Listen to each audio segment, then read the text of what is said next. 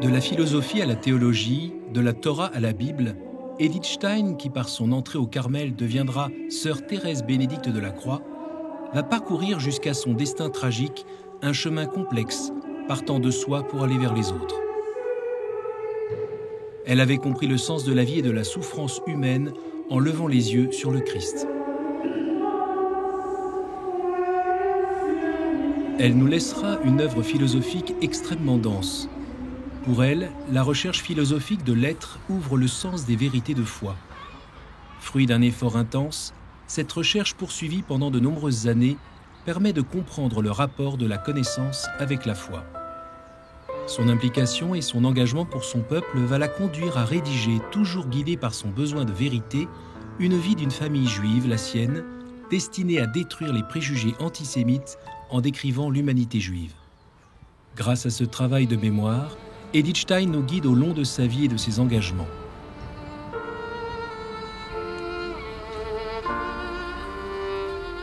Je suis née au soir de la fête de Kippour, l'expiation, le 12 octobre 1891, à Breslau, 11e enfant d'une famille juive de Posnanie. Ma mère, profondément religieuse, y vit un signe de prédilection du Seigneur. Fière de ses origines, elle nous incite à observer le cérémonial rabbinique. J'y jouais un rôle spécial. La liturgie du posé comprend une série de questions que le plus jeune pose pour s'informer de la raison pour laquelle ce soir-là est différent des autres soirs. Le maître de maison y répond et explique le sens de chacun des usages.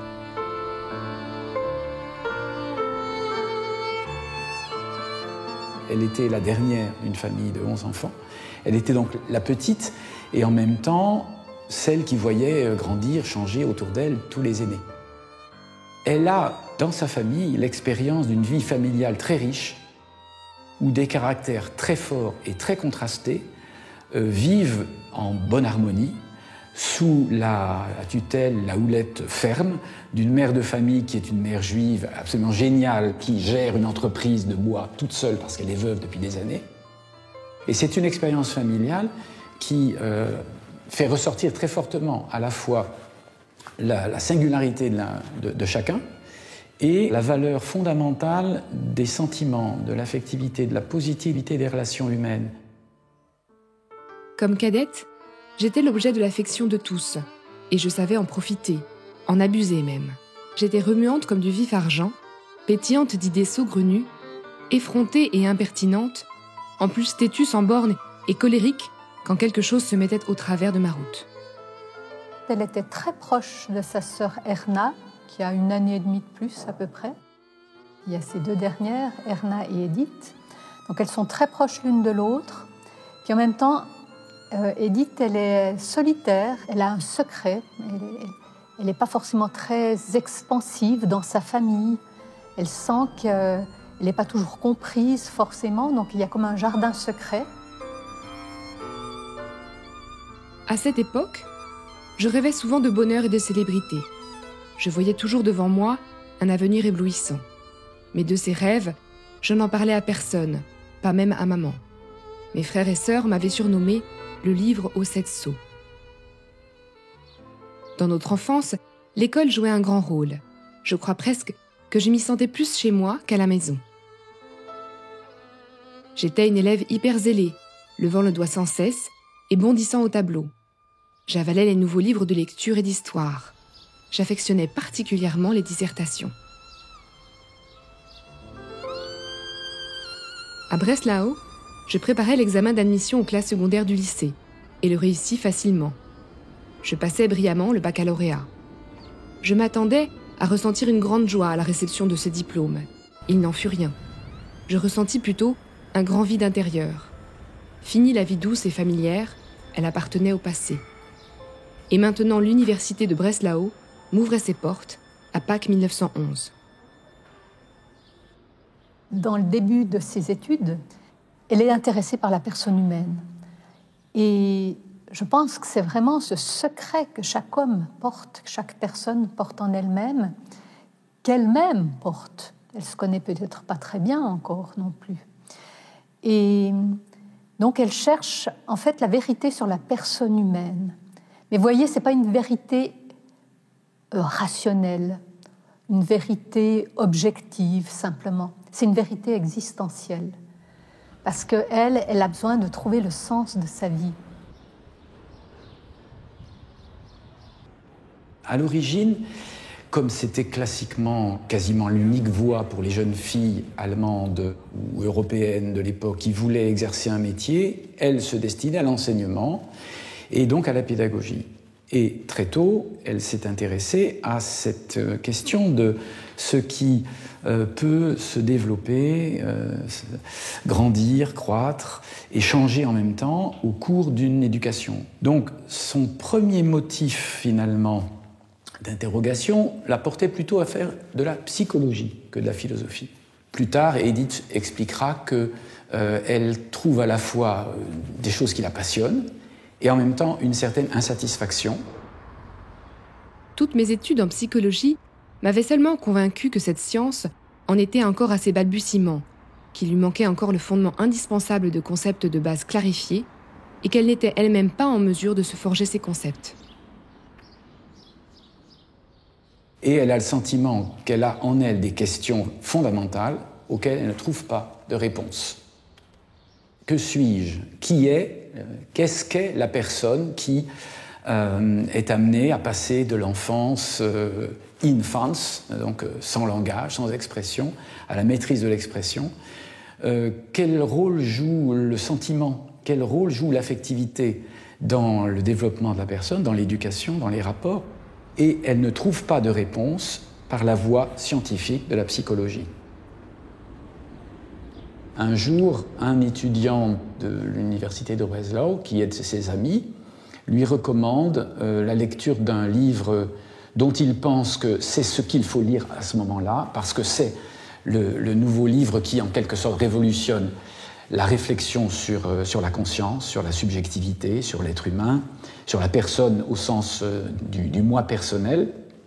Et ce livre, c'est Les recherches logiques d'un certain Edmond Husserl, qui n'est pas encore très connu en Europe à l'époque. Et elle décide de s'y plonger, parce que cet ami, étudiant plus avancé qu'elle, qui a un certain prestige, une certaine autorité, lui a dit c'est ça qu'il faut lire. C'est un énorme pavé. Et comme Edith est une fille ambitieuse, courageuse, qu'elle a une intelligence avide, plus le livre est gros et difficile, plus c'est appétissant, en quelque sorte. Et elle s'y jette et elle se passionne pour les recherches logiques. La lecture des recherches logiques d'Edmund Husserl allait bouleverser toute ma vie. Je venais de découvrir le maître incontesté de notre temps. À la mi-avril de 1913, je quittais aussitôt l'université de Breslau pour celle de Göttingen. J'avais alors 21 ans et j'étais pleine d'attentes. Quand elle décide en 1921 de quitter Breslau et de rejoindre Husserl à Göttingen, donc très loin de la maison de sa famille, ce qui est un acte très, très courageux pour une jeune fille de bonne famille, ça ne se faisait pas pour quelque chose à cette époque-là. Et elle dit, et je trouve que ça résume bien son tempérament et ça porte un éclairage sur toutes les décisions qu'elle prendra plus tard, courageux. À ce moment, comme si souvent plus tard, je pus d'un léger mouvement secouer les attaches les plus fortes en apparence et m'envoler comme un oiseau qui a échappé au piège. Donc il y a une espèce d'arrachement très douloureux, courageux, mais qui pour elle est un acte de profonde liberté.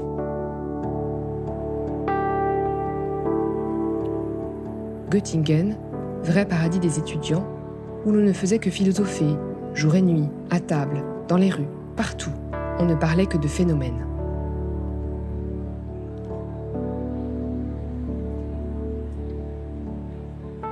Lorsqu'elle demande son premier rendez-vous avec le professeur Husserl, elle est évidemment très intimidée. Et Husserl lui dit « Mais qu'est-ce que vous avez lu de moi ?» Et Edith répond « J'ai lu les recherches logiques ». S'ensuit un entretien et Husserl est émerveillé de voir à quel point elle a compris profondément sa pensée. C'est une fille d'une intelligence exceptionnelle et surtout qu'il y a un don qui est indispensable en phénoménologie, qui correspond au tour d'esprit qui était celui de Husserl lui-même, un don particulier pour les distinctions fines, pour la compréhension des nuances.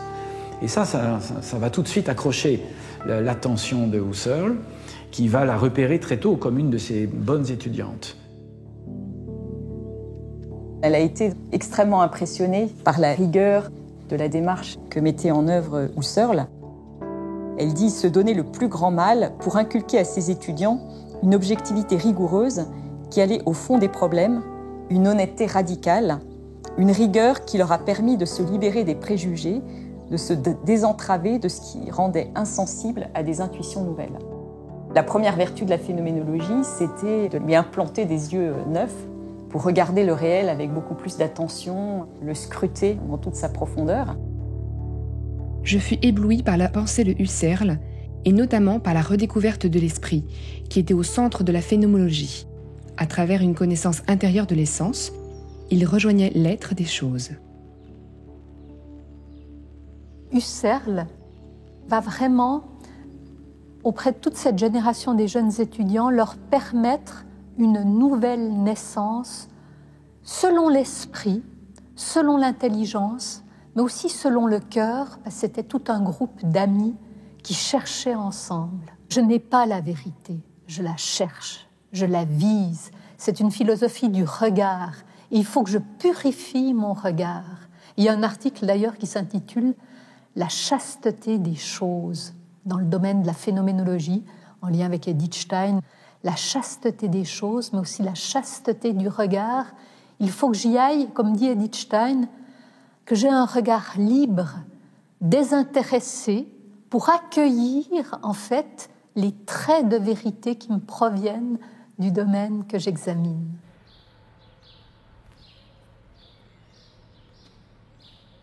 Donc, ce qu'ils trouvent auprès de Husserl, ces jeunes-là, c'est la rigueur d'une discipline qui n'affirme que ce qu'elle a constaté. Et la phénoménologie, en un sens, on pourrait la mettre sous le patronage de saint Thomas, l'apôtre qui dit « je ne vois que ce que je crois ». La règle d'or de la méthode de Husserl, c'est n'affirmer que ce que vous avez vu. Edith va, en travaillant, en appliquant la méthode phénoménologique, tenter de dégager des vérités d'essence, des vérités indéniables. Et ces vérités, elle va les chercher du côté de ce qui l'a toujours attiré, à savoir l'analyse de la personne humaine.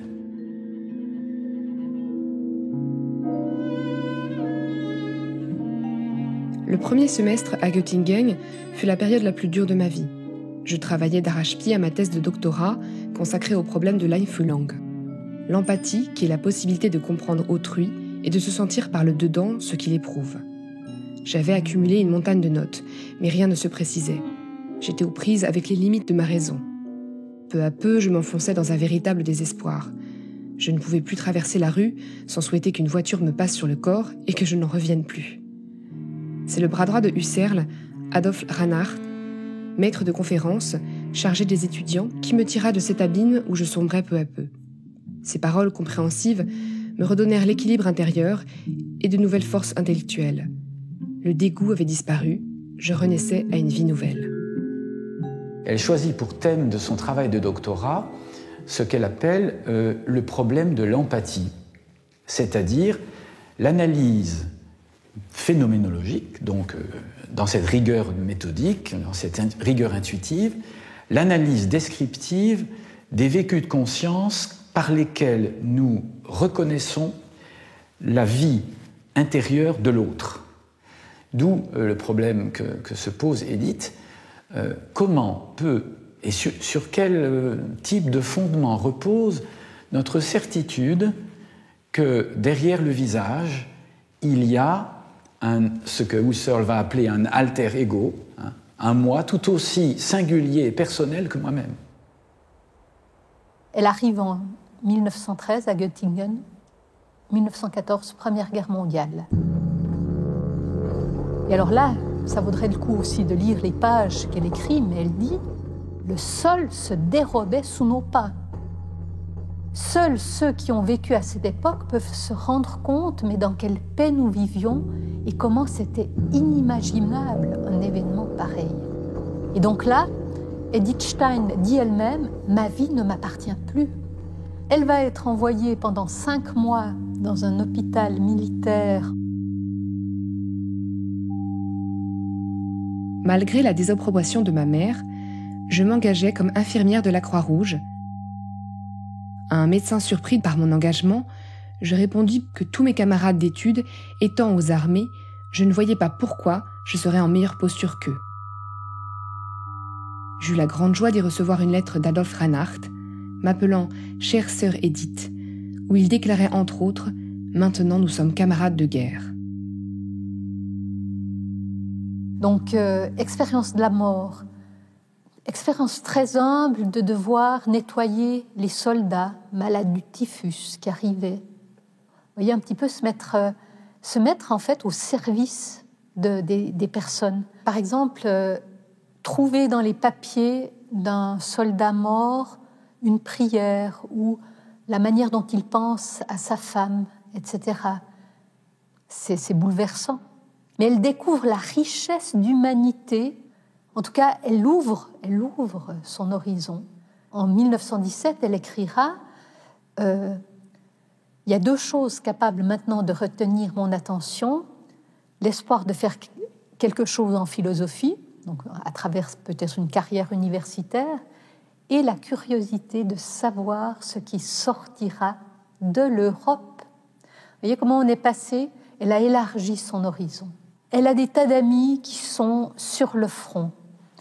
Et dans une lettre de 1917, elle écrit « Quand je regarde les dissertations que j'ai sur ma bibliothèque, tous les auteurs sont morts maintenant au front.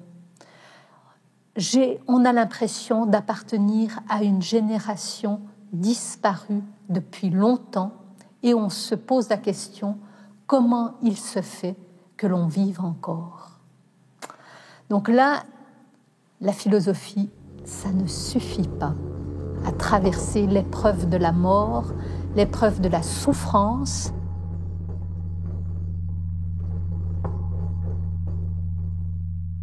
En 1917, donc toujours dans le contexte de la guerre, va se produire pour elle un événement qui l'ébranle, qui est la mort au front de Adolf Reinhardt, leur cher maître de conférence, qui était celui qui lui avait redonné confiance en elle et qui l'avait encouragé sur la voie de son travail. Adolf Reinhardt meurt au front. Elle savait qu'il s'était orienté vers la philosophie de la religion, délaissant la plupart de ses thématiques philosophiques antérieures, au point que Adolf Reinhardt en arrivait à dire qu'il découvrait qu'il n'était pas doué pour la philosophie et que la seule chose qui l'intéressait vraiment, c'était la question de Dieu. Et ça, c'est un des éléments qui vont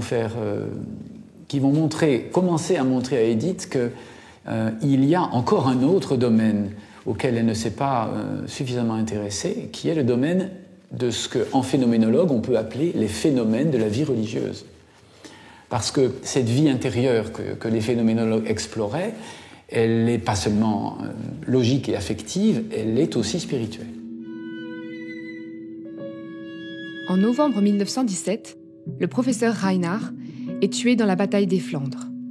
Sa jeune veuve Anna me demande de l'aider à classer les écrits philosophiques de son mari. Sans hésiter, j'accours aussitôt, redoutant de trouver mon ami écrasé par la douleur. Mais quelle n'est pas ma surprise de trouver Anna rayonnante, transformée par cette épreuve. Tous deux avaient été baptisés dans l'Église catholique, durant l'été 1916, profitant d'une permission de son mari. La force du Christ habitait son âme. Pour la première fois, l'Église, née de la passion du Christ et victorieuse de la mort, m'apparut visiblement. À ce moment même, mon incrédulité céda, le judaïsme pâlit à mes yeux, tandis que la lumière du Christ se levait en mon cœur. Et elle découvre, à travers la façon dont Anna Reinhardt va surmonter le sentiment de révolte qu'elle a eu initialement devant la mort absurde de son mari, elle découvre que cette mort est vécue par Anna comme Enfin, comment dire, dans la lumière de la croix. Il n'y a pas d'autre façon de le dire pour un chrétien. Elle rapportera aussi plus tard d'autres épisodes qui contribuent à la mettre en rapport avec des témoignages qui ne sont pas des témoignages verbaux, qui sont des témoignages par le comportement, témoignages de foi. Elle rapporte par exemple qu'à l'occasion d'un congé universitaire, elle passe par la ville de Mayence et elle entre dans la cathédrale et elle voit une femme arriver là avec ses paniers chargés de poireaux, de légumes, qui vient de sortir du marché, faire ses courses, et venir avec ses paniers se planter devant le Saint-Sacrement pour un moment de méditation et de prière.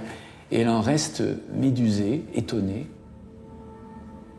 Elle ne sait pas exactement ce que signifie le Saint-Sacrement pour un chrétien, mais elle comprend que cette femme, au milieu de son quotidien, vient là pour se recueillir devant Dieu. Et elle en est profondément remuée parce que ça contraste totalement avec l'esprit de rigidité ritualiste qu'elle avait conservé comme souvenir de son judaïsme de l'enfance.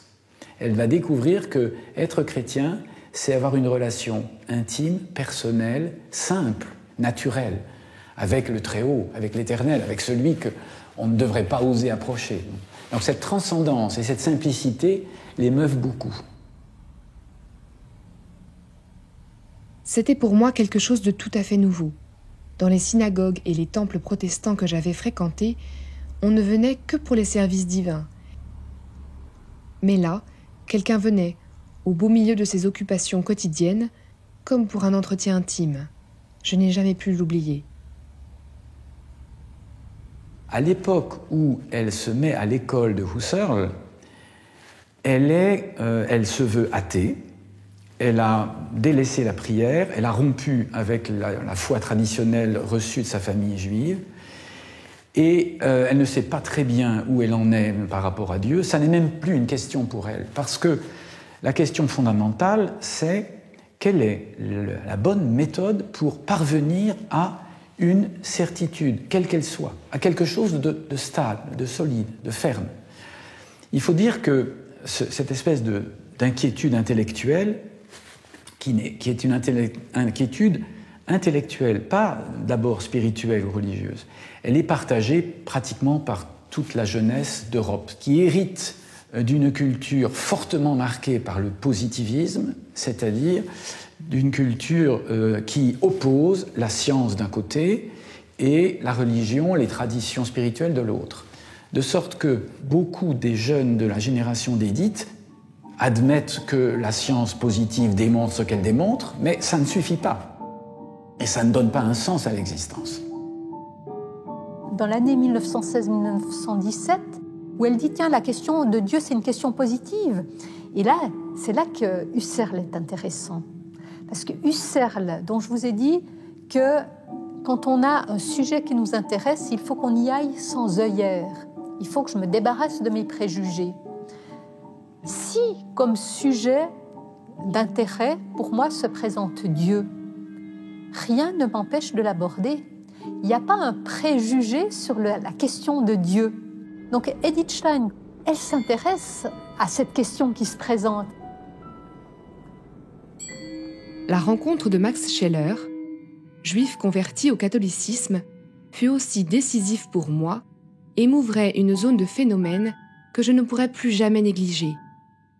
Il nous inculquait inlassablement que nous devions regarder toute chose sans préjugés et rejeter les œillères quelles qu'elles soient. Les barrières des préjugés rationalistes dans lesquels j'avais grandi sans le savoir tombaient et le monde de la foi était brutalement devant moi.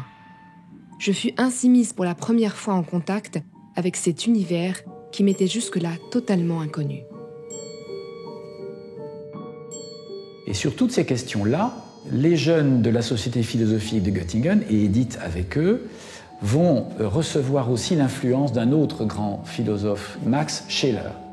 Max Scheler, dans son enseignement, avait introduit l'analyse des phénomènes de la vie religieuse comme des phénomènes de plein droit, donc comme dignes de faire l'objet d'une phénoménologie spécifique. Donc l'idée qu'on puisse introduire en philosophie, phénoménologiquement, le problème de la relation intime de la personne avec Dieu n'est pas une bizarrerie pour Edith Stein à cette époque. En 1920-21, au moment où son évolution vers la foi chrétienne est sur le point de se décider, elle écrit elle-même qu'elle sent qu'elle ne peut absolument pas attendre ou espérer une compréhension. Donc elle vit seule ce tourment intérieur, hésitant entre la rationalité positive et sans Dieu, dont elle a hérité par la tradition universitaire et intellectuelle, et l'option vers la foi et vers l'accueil du Christ. Elle hésite, elle est tourmentée, elle ne sait pas trop comment résoudre ce conflit et elle n'a absolument personne sur qui s'appuyer. En mars 1921, je rejoignais à Bergzabern Théodore et Edwige Konrad Martius, un couple de philosophes, disciples de Husserl. Dans la journée, je travaillais à l'exploitation de leur verger, et la nuit, nous discutions de philosophie. Un soir que je me trouvais seule, je pris un livre au hasard dans la bibliothèque. Il portait le titre « Vie de Sainte Thérèse par elle-même ». Je commençais à le lire, aussitôt je fus captivée. Quand je fermais le livre au petit matin, je me dis « c'est la vérité ». Pendant des années, j'avais cherché la vérité dans la philosophie. C'était la vérité des choses, la vérité objective que donnent les choses. Avec Thérèse d'Avila, je découvrais la vérité de l'amour, qui n'est pas connaissance, mais relation. Thérèse m'avait ouvert la voie de la foi. Ce qui la touche particulièrement dans le récit de Thérèse d'Avila, c'est qu'il s'agit justement d'une expérience dans laquelle Thérèse d'Avila dit « Je compris ce que c'est pour une âme que de marcher dans la vérité en présence de la vérité même. En même temps, le Seigneur daignait me faire comprendre qu'il est lui-même cette vérité. » Je crois que cette phrase, elle fait écho très, très précisément à ce qu'était la démarche d'Edith Stein. Donc je pense qu'il y a certainement un phénomène d'identification qui se fait, de rencontre qui l'aide à mettre des mots sur sa vie intérieure, sur les combats qu'elle-même traverse. Elle lit pendant l'été 1921 la vie de Thérèse d'Avila. Elle s'achète un catéchisme et un missel ou un bréviaire. Elle les lit par elle-même. Elle va se présenter au prêtre de la paroisse en disant « Je demande le baptême ». Le 1er janvier 1922, elle reçoit le baptême dans l'église de Bad Bergzabern. C'est là qu'on se dit, mais la rencontre, c'est la vérité, c'est le Christ qu'elle a rencontré et sa vie est saisie. Mais c'est immédiat. On est très impressionné par la rapidité de cette décision. Quand plus tard, un de ses intimes l'interrogera sur les motifs de sa conversion, elle a pour réponse la formule de saint Augustin « Mon secret est à moi ». Secretum meum mihi. Ce qui veut bien dire qu'on ne franchit pas les bornes du sanctuaire intérieur. Le 1er janvier de l'an du Seigneur 1922, Edith Stein, âgée de 30 ans, docteur en philosophie, a été baptisée. Née à Breslau le 12 octobre 1891 de Siegfried Stein et Augusta Courant, elle est venue du judaïsme après instruction et préparation convenables. Elle reçut les noms de Thérèse Edwige.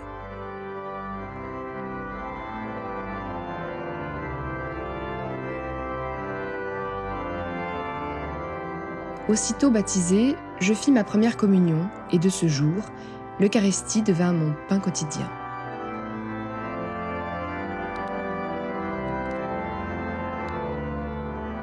Il est évident que l'élément décisif, c'est l'intervention de la grâce.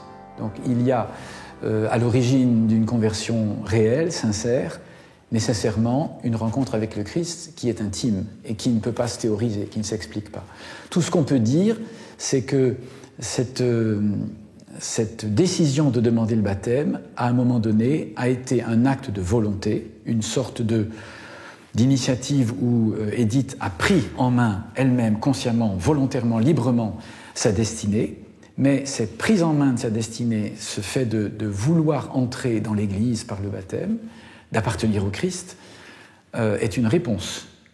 Et cette réponse, elle est forcément réponse à une initiative de Dieu.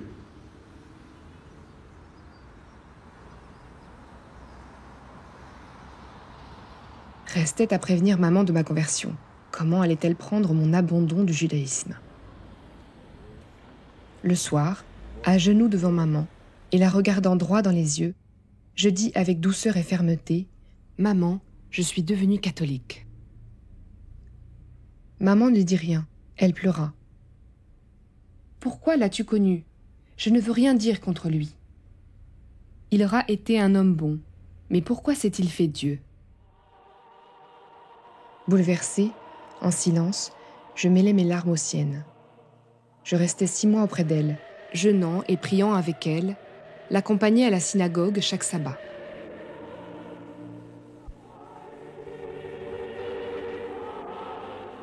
Les autres jours, tôt le matin, j'assistais quotidiennement à la messe en l'église Saint-Michel de Breslau. Dans le temps qui a immédiatement précédé et suivi ma conversion, je désirais mener la vie religieuse, c'est-à-dire laisser de côté les événements de la terre pour ne plus m'occuper que des choses de Dieu. Cependant, j'ai compris peu à peu qu'il nous était demandé autre chose dans le monde.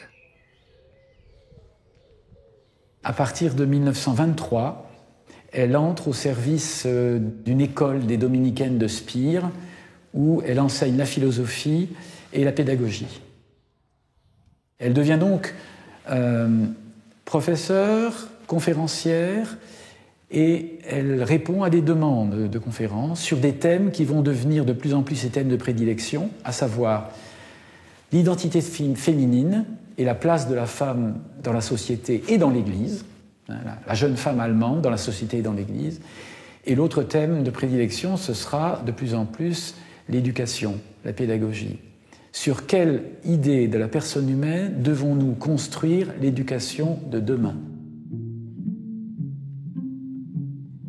Et là, elle peut vivre dans cette communauté de Spire où elle peut travailler puisque malheureusement, elle n'arrive pas à faire carrière à l'université.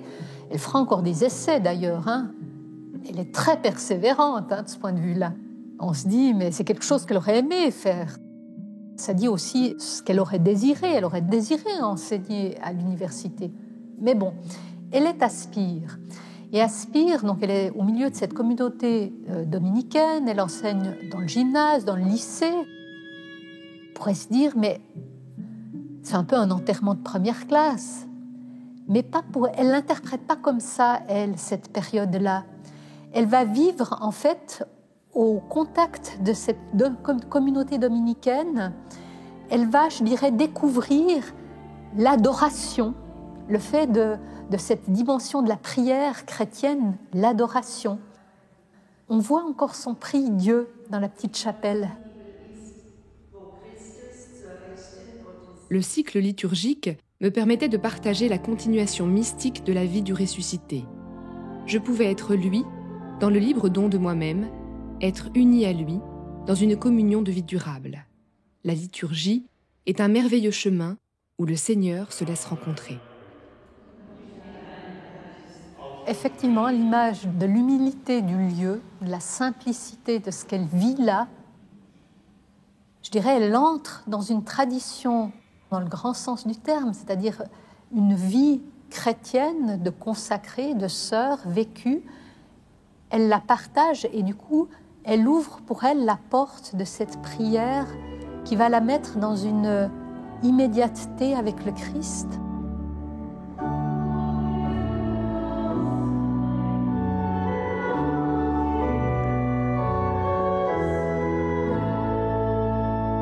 D'un point de vue de sa relation au Christ et de ce cheminement où elle s'est donnée, mais tout entière, presque du jour au lendemain, eh bien, elle poursuit.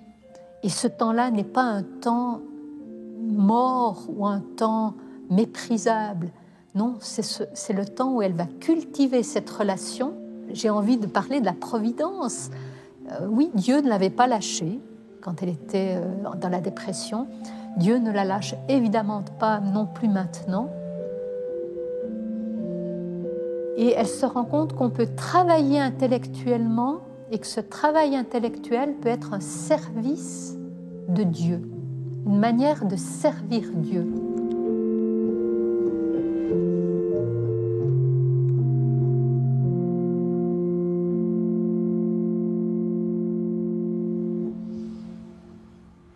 Après 8 années d'activité scolaire à Spire, réalisant que je ne pouvais à la fois cumuler l'enseignement et le travail scientifique qui m'était demandé et qui me passionnait, je donnais ma démission comme enseignante, non sans un certain déchirement de cœur.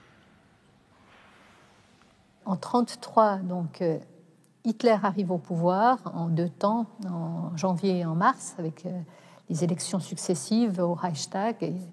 Et elle dit « Maintenant, je peux entrer au Carmel, je n'ai plus ma place dans l'Allemagne nazie. Je ne pourrai plus travailler. » La montée du national-socialisme, l'arrivée d'Hitler au pouvoir, m'inquiétait vivement.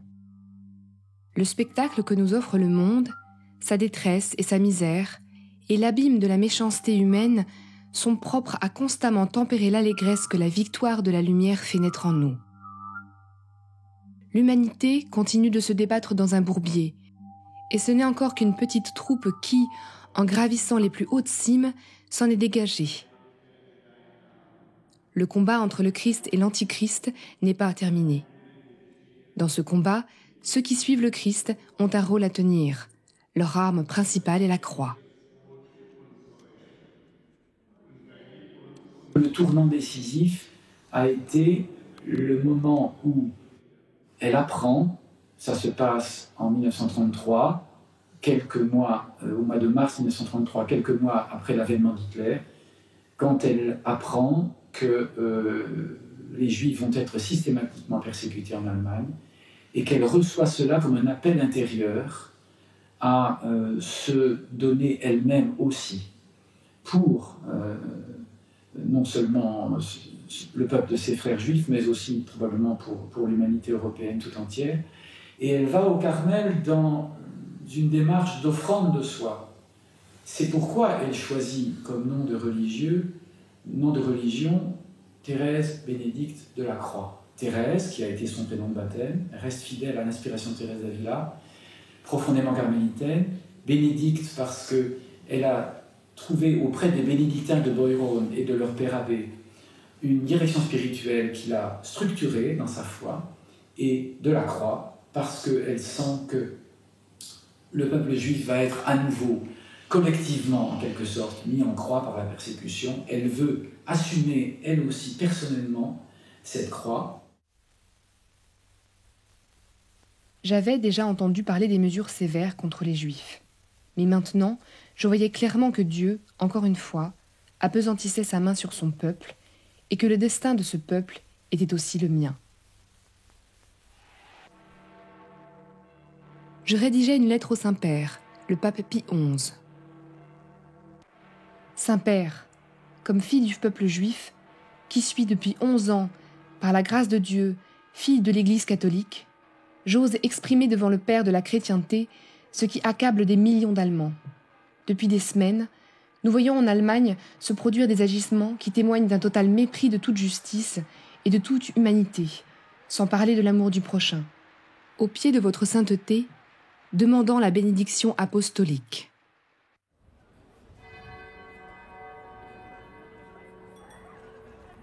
Le 30 avril, la fête de Saint-Ludgérus fut célébrée par un temps de prière de 13 heures.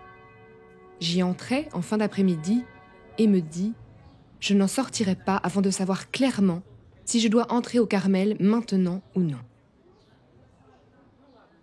Comment je suis venue au Carmel de Cologne. Elle raconte justement tout cela et peut-être ce qui est le plus touchant, c'est quand elle dit, bien sûr qu'il fallait se présenter au Carmel, mais elle devait aussi avoir la réponse du bon pasteur. Et donc, elle raconte qu'elle a passé la nuit en prière et qu'au matin, elle a eu le oui du bon pasteur. Parce qu'il lui fallait cela aussi pour se présenter au Carmel. elle doit encore maintenant l'annoncer à sa famille. Et c'est là qu'elle va se rendre à Breslau. Pendant 15 jours, sa mère ne lui a pas demandé ce qu'elle allait faire à Cologne.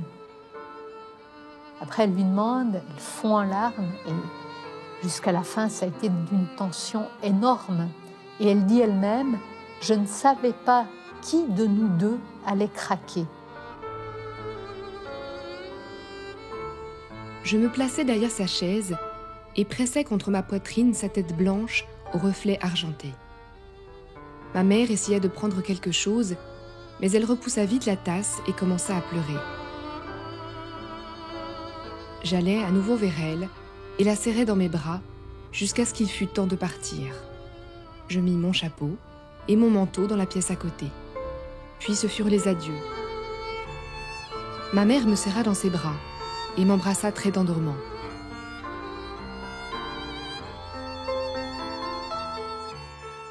À la gare, il nous fallut attendre quelque peu l'arrivée du train. Elzé se tenait serrée contre moi.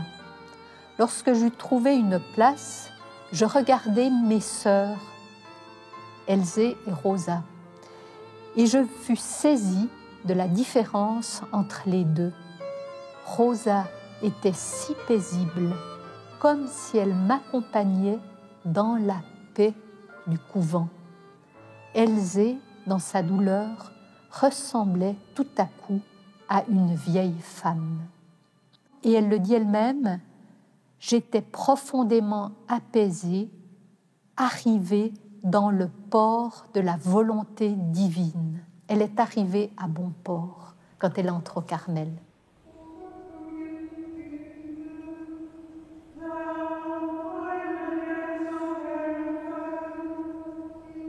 Je franchis, dans une paix profonde, le seuil de la maison du Seigneur. Celui qui entre au Carmel n'est pas perdu pour les siens. Il est gagné, car c'est notre vocation de nous tenir devant Dieu pour tous. La croix est dressée bien haut devant nous. Nos regards doivent y rester attachés. Le crucifié nous regarde du haut de la croix et nous demande si nous désirons toujours être liés à lui par les promesses faites en un temps de grâce.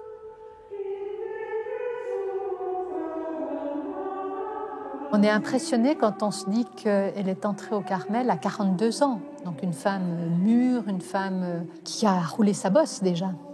C'est une épreuve qui pourrait paraître au-dessus des forces. Comment elle va pouvoir rentrer dans un des Carmels qui est les plus exigeants, avec la clôture la plus stricte.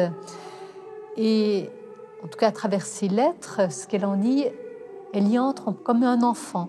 En fait, elle entre là-dedans, je dirais, elle se laisse modeler par ce lieu qui est pour elle aussi un lieu d'enfantement. Je l'exprimerai de cette façon. Elle cherchait la vérité, cette vérité était le Christ, elle l'a trouvé, mais c'est plutôt le Christ qui l'a trouvé. Le Christ est venu, en fait, oui, et elle l'a saisi et elle ne déviera pas.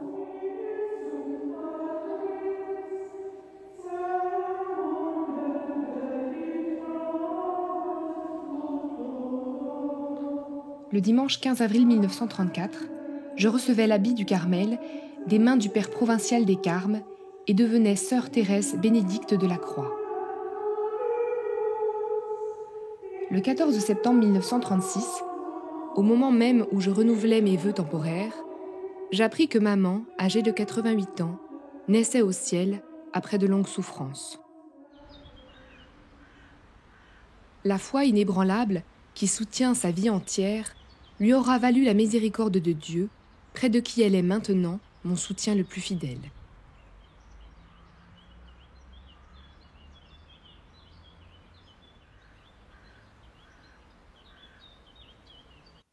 Sur l'invitation de Mère supérieure, je repris ma plume. Je commençai par écrire une biographie de Sainte Thérèse d'Avila, puis un mémoire sur la prière de l'Église. J'ai pu terminer l'index de ma traduction de saint Thomas, renuancer toutes mes notes sur l'acte et la puissance, et surtout commencer mon œuvre capitale, l'être fini et l'être éternel. Et ce sera être fini et être éternel. son grand ouvrage philosophique qui accomplit donc cette synthèse qu'elle avait toujours recherchée entre le courant venant de Thomas d'Aquin et la phénoménologie. Et cette synthèse, elle en fait une réponse à ce qui est devenu en 1927 la nouvelle actualité philosophique en Allemagne, le grand ouvrage de Heidegger, Être et temps. Et on peut dire que Être et temps, Sein und Zeit, en 1927, est une philosophie de la finitude, de la limitation de l'être humain. Et Edith Stein lui répond en montrant que la finitude de l'être humain débouche au contraire sur une aptitude à l'éternel.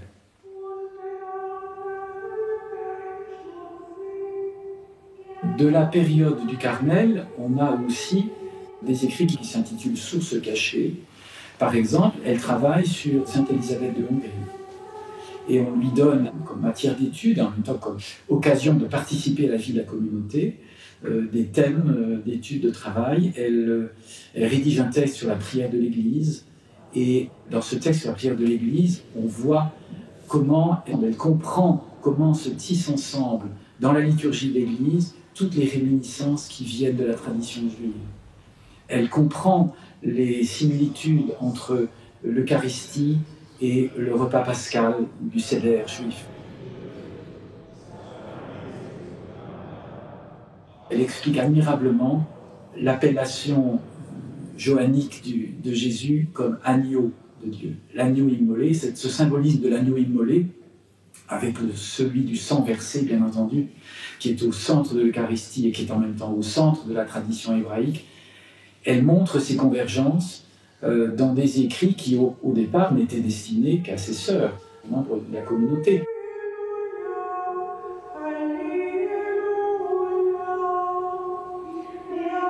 Le 21 avril 1938, jour de Pâques, enfin, je prononçais mes vœux perpétuels.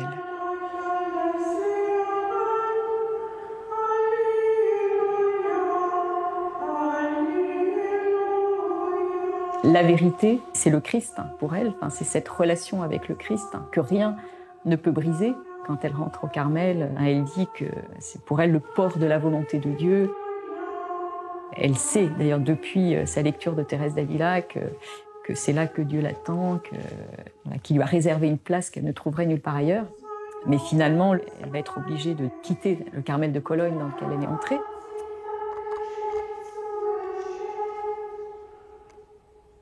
La Kristallnacht, la nuit de cristal, l'explosion effrénée de la haine raciale décide ma mère supérieure à m'éloigner de Cologne. J'étais transie de douleur. Quitter cette fraternité, quitter cette communauté avec laquelle elle avait commencé à vivre, c'est quand même pour une carmélite, c'est quelque chose de très violent et de difficile, de s'intégrer dans une autre communauté aux Pays-Bas, à Echt, apprendre une langue qu'elle ne connaissait pas, renouer des liens fraternels nouveaux. À Echt, la prieure me libère de tout travail manuel pour que je puisse me consacrer à mon dernier ouvrage, La science de la croix, une étude sur Saint Jean de la Croix. Le langage de la croix parlait à ma chair et à mon cœur de juif persécuté.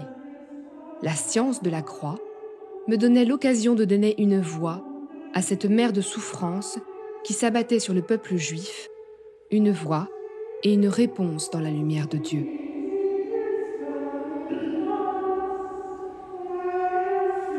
Lorsqu'elle se trouve arrêtée par la Gestapo, en juillet 1942, elle n'est pas surprise du tout. Elle s'attend, c'est dans la logique des événements pour elle. Elle sait qu'une religieuse carmélite qui s'est donnée tout entière au Seigneur va logiquement vers la croix. Et c'est pourquoi elle entre d'abord dans le bureau de la Gestapo, d'après ce que nous ont rapporté les témoins, en disant tout haut « Loué soit Jésus-Christ ». Et puis, elle apprend son arrestation et qu'on l'arrache au Carmel, à son couvent, elle dit, comme on sait, à sa sœur Rosa, qui l'avait rejointe, elle aussi, au Carmel, « Allons pour notre peuple ». Mot admirable qui veut dire à la fois « Allons pour notre peuple ». Le peuple juif, bien sûr, elle a le sentiment de s'offrir en sacrifice comme le Christ pour ses frères, mais aussi probablement pour le peuple allemand. 2 officiers SS viennent me chercher avec ma sœur Rosa pour nous emmener au camp de Westerbork. À ma sœur, tout en larmes, je dis doucement « Viens, nous allons pour notre peuple ».